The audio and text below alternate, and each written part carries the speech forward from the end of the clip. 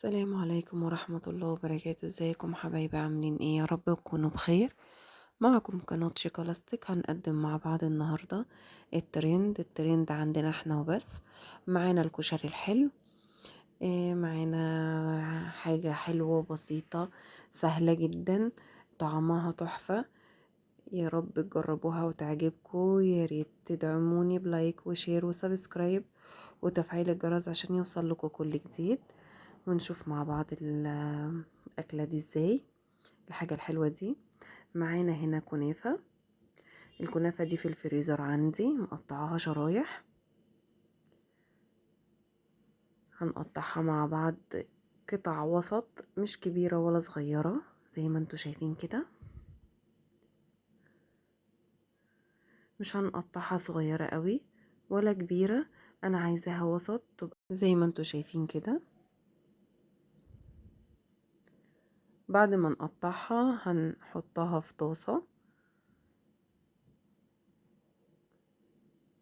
ومعلقة سمنة بلدي، وهنحطها على عين صغيرة لان انتوا عارفين الكنافة ما بتستحملش.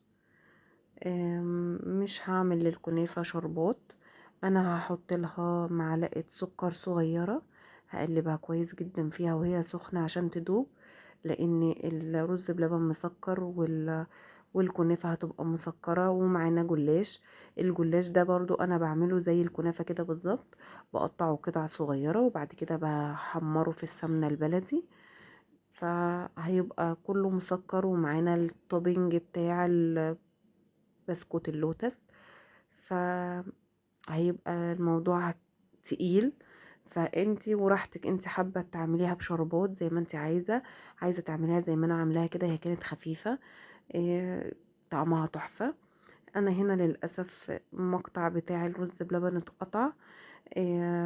الطبق كان فيه رز بلبن، بعد كده حطيت عليه الكنافة والجلاش. ومعايا هنا زي ما بقولكوا التوبينج دوت بديل اللوتس ده، انا حطيته على الطبق وفردت بالمعلقة. بس الاسهل لك ان انت تحطي شوية في طبق وتقلبيهم بشوية لبن صغيرين، هيخف معاكي الصوص وهيتفرد معاكي بسرعة. زي ما انتوا شايفين كده، بعد الصوص ما خلص معايا فردته.